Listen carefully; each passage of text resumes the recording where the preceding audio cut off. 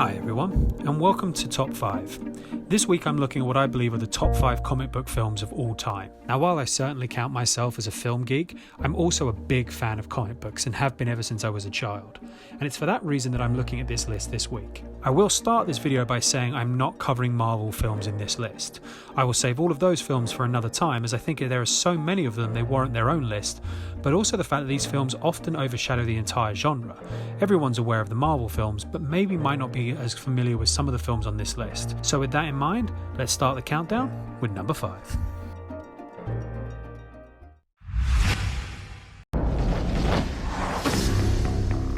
In my opinion, Sin City is perhaps one of the best translated comics to the big screen. It's a crime noir film that centres around a number of different stories, all set in the backlot of Sin City. Based on several volumes of the comic book series under the same name by Frank Miller, one of the most celebrated comic book authors of all time, Sin City is simply stunning. Incredible attention has been paid to every frame of this film to capture the style and artwork of Frank Miller's work, to the point where the director, Robert Rodriguez, even credited Frank Miller as director of the film, and after a dispute with the Directors Guild in doing so, actually left the Directors Guild union because they claimed he wasn't legally allowed to put Frank Miller as a director on the film. While the style has been copied over and over again, I can't think of a single film that does a better job of the black and white with colour dripped in as Sin City, for some of the most visual and stunning compositions I've ever seen in a film. Sin City is essentially several different stories all following around a range of characters in the corrupt city of Sin City. These stories weave in and out of each other and make for excellent use of storytelling as we get to paint the whole picture of this entire lifestyle these characters live within. The performances are some of the actors' finest in their notable careers, with each actor carefully selected for who could portray the characters the best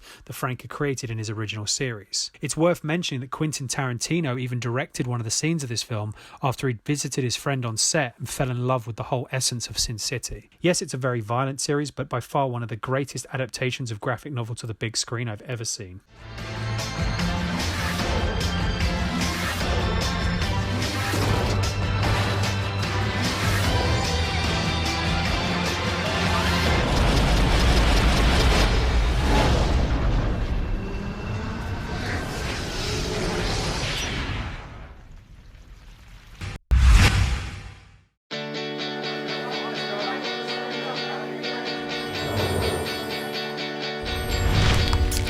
Hey, what's up?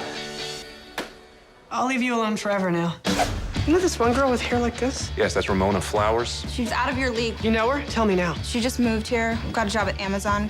Scott Pilgrim in a way is a bit like Marmite. You'll either love it or hate it. Obviously, as I've chosen it for this list, I loved it. In fact, when it came out, it was my favourite film of the year. Scott Pilgrim is the story of a boy that must defeat his new girlfriend's 7 evil exes in order to be with her. Based off the manga-style comics, Scott Pilgrim is chock full of film and video game references throughout. And while the pop culture knowledge is certainly something that's entertaining, it's the entire film style of this film that I love so much. Edgar Wright uses the whole spectrum of filmmaking to bring this film alive. Each scene is shot with the next in mind to make for some of the most original and hilarious and creative editing I've ever seen. I'm Ramona's first evil ex-boyfriend. What? Wait, we're fighting over Ramona? Didn't you get my email explaining the situation? I skimmed it. The transitions in this film are just simply stunning. The whole film as such feels alive and does a great job of almost making the film seem like a comic book itself. A few people are lost at first when the typical teen comedy suddenly changes its genre midway through, not unlike Dusk Till Dawn did, but for me I loved it. I felt like it was something new, and even to this day there isn't much out there like Scott Pilgrim. The actors, most of whom were unknowns when it was released, are brilliant in their comedic performances, but all of them centre around Michael Cera in the role he seemed to be born to play. The film is exciting, it's hilarious throughout, and has one of the most awesomely wicked soundtracks I've seen in a film or heard in a film for a very long time. Scott Pilgrim is just so different from any other comic book film that it easily made its way onto this list, and certainly well worth a watch.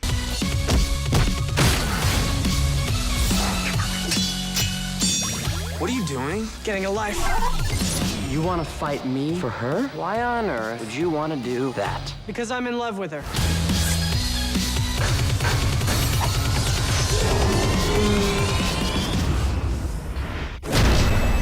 Scott Pilgrim versus the world. Maybe next time we don't date the girl with 11 evil ex-boyfriends. 7. Oh, that's not that bad.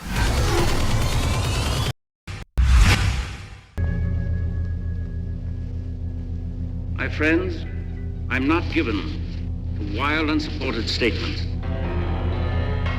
And I tell you that we must evacuate this planet immediately. Superman is arguably the first ever real major comic book film, with a studio putting huge amount of money and actors behind it, focusing on perhaps the most famous comic book star and character of all time, Superman, in the 1978 Superman film directed by Richard Donner. Yes, the effects are somewhat now very dated, but at the time this film was released, it really did make audiences believe around the world that a man could fly. It's brilliantly portrayed in particular by Christopher Reeves, and although now a lot of the film is based around his tragic accident that occurred afterwards, that doesn't take away from the fact that Christopher Reeve gives a fantastic performance where he's able to play both Clark Kent and Superman so well. Superman is essentially an origin story, maybe one of the first big superhero origin stories of the comic book genre. But more than that, it shows the life of Clark Kent, his journey in discovering who he is and where he fits into the world. The changes in the character played by Christopher Reeve makes you believe that no one would suspect this mild-mannered reporter. The assembled cast is obviously as equally great,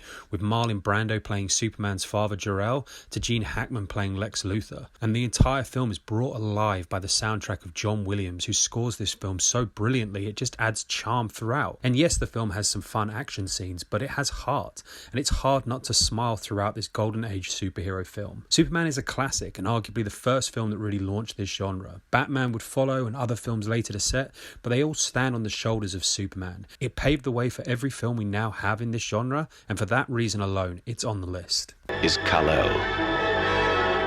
He will call himself Clark Kent. But the world will know him as Superman. This year, Superman brings you the gift of flight.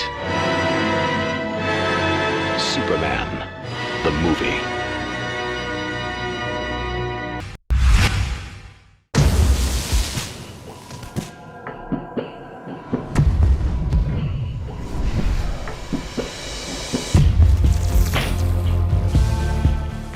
The Watchmen.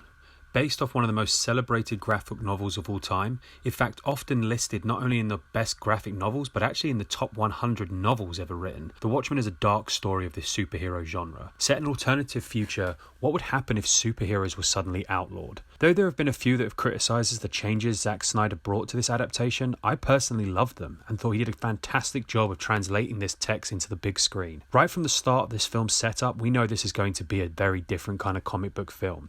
For one thing, it's an 18, and whilst a lot of comic book films since have gone on to be a bit more brutal and violent than their counterparts, this film really did push the boundaries and was definitely aimed at an older audience. And it was refreshing to see this film and the creators go for an older audience and not pander down to the studio by watering down this original film. This film is by no means aimed at a younger audience, yet underneath all the violence and gore, there is a complicated plotline and a reflection of society as these former superheroes try to find out who's been killing retired heroes, only to stumble upon something far more dark and twisted. And while I've said this a lot on this list about how well the actors have been cast, because to be fair, most comic book films in the genre are really well cast, this film is a pinnacle of that. And for such a big budget movie to put their money behind such unknown actors at the time is really incredible. The Watchmen is a dark, unsettling, yet fantastic film within this genre, and really shows the scope of comics in general. You can have everything from the Beano to Watchmen in this medium of storytelling, and The Watchmen is fantastic in showing just how far comic books can really push. The Watchmen is without a doubt one of the best comic book films out there, and yet so criminally underrated. Definitely well worth a watch.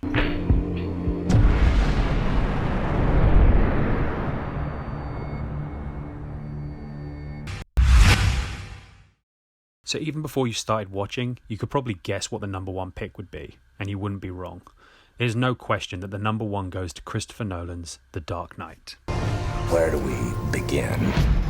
A year ago, these cops and lawyers wouldn't dare cross any of you. I mean, what happened? The Dark Knight is not just, in my opinion, the best comic book film ever made, it's right up there with one of the best films ever made. In fact, listed on IMDb right now as the 4th highest reviewed and critically regarded film of all time, and it's really easy to see why. Nolan set up a gritty and somewhat realistic approach to the superhero genre in his film Batman Begins, which in itself is excellent, but he surpassed himself with The Dark Knight. Every element of this film is damn near perfect, with scene after scene brilliantly directed and captured. Even people that aren't a fan of the genre can appreciate The Dark Knight as a film. And while the action sequences are spectacular, in particular I love the opening bank robbery sequence, it is of course the late Heath Ledger that steals the show. The rest of the cast are great, excellent even. But that's just how good Heath Ledger's Joker is, that you forget almost completely about the rest of the cast and their performance. Heath Ledger's portrayal of the Joker will go down as one of the best characters on screen in the 21st century. And even though Joaquin Phoenix has done a great job in the recent remake, there's something about Heath's Joker that just can't be beaten. Scored beautifully throughout by Hans Zimmer, this film is epic in scale, but grounded with some of the most dynamic characters and acting I've ever seen in a film. Take the interrogation sequence. You take a superhero genre and you assume one of the best scenes is going to be an action scene or where the hero meets the villain. But in this, one of the most gripping scenes is just a conversation where Batman's in an interrogation room meeting the Joker face to face for the first time, and you are gripped. This film is phenomenal. Everyone that's been involved in this is on top of their game, and without a doubt, not just one of the best films ever made, but by far the best comic book film ever. You either die a hero, or you live long enough to see yourself become the villain.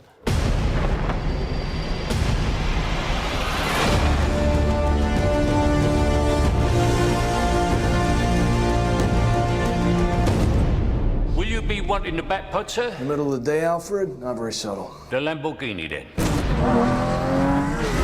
Much more subtle. Well, that's it. Did you agree with my list? Any thoughts, please feel free to email me. And if you want me to cover a topic in particular, just let me know and I'll make sure I cover it in the top 5. Next week, I'm going to be trying something new, looking at film soundtracks. I've always been a fan, and I'm going to put a list together. Let's see how it goes. But for now, thanks for watching.